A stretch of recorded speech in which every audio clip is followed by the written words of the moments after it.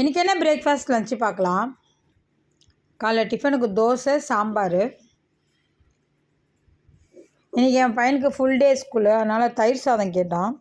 சரி சாதம் மட்டும் வச்சு கொடுத்தாரு. எங்கள் வீட்டுக்காரன் தயிர் சாதமே எடுத்துன்னு போகிறேன் அப்படின்னாரு. 3 பேருக்குமே தயிர் சாதம் கலரிட்டேன். அது வெறுமா தயிர் மட்டும் ஊற்றி உப்பு போட்டு அப்படியே கலரி கொடுத்துட்டேன். தாளிக்கெல்லாம் இல்லை. இதுக்கு தொட்டுக்கிறதுக்கு தயிர் சாதத்துக்கு தொட்டுக்கிறதுக்கு பகோடா, அது கொஞ்சம் தூளாக இருந்துச்சுன்னா அந்த தயிர் சாதத்துக்கு சூப்பராக இருக்கும். அதனால் தூள் பகோடா மாதிரி வாங்கிட்டு வர சொல்லியிருந்தேன். எப்போவுமே தயிர் சாதத்துக்கு இந்த பகோடா, காரா பூந்தி, அப்புறம் மசால் வடை இதெல்லாம் சூப்பராக இருக்கும். நல்லா உதிரியாக போட்டு அது மேலே தூவி சாப்பிடும்போது இது பகோடா நல்லா க்ரன்ச்சியாகவும் அது கொஞ்சம் சாஃப்டாகவும் சாப்பாடுக்கு சூப்பராக இருக்கும். மதியானம் என் பையனுக்கு ஸ்நாக்ஸ்க்கு டீ கேக் தான் கொடுத்துருந்தேன். எங்கள் வீட்டுக்காருக்கும் இந்த கேக்கு பிடிக்குன்றதுனால அவருக்கும் ஒரு டப்பாவில் 2 கேக் பீஸ் வச்சுருந்தேன்.